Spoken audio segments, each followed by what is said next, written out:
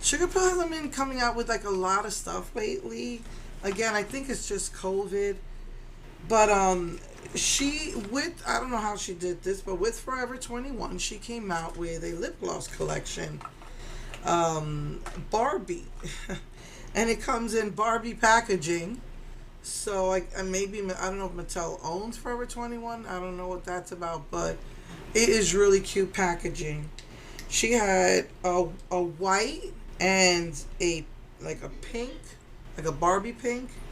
It's gloss with a lot of shimmer in it, and she did like I think three eyelashes, and I just got one of them.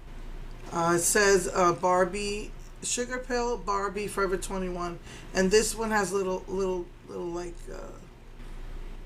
little rhinestones on the side of the lashes. So that's all I got. But there were four. Two were warm colored of the glosses, and two were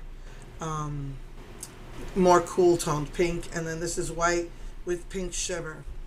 I see a lot of gold there too, but it's described as pink shimmer. And three eyelashes. So just wanted to show you that. And I got my order in before I did this video. I tried to do an unboxing. I filmed it.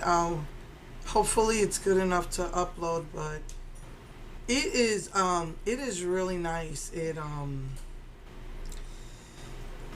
It's got 12 colors in the color wheel, and then it's got the 6 colors in the pastel color wheel.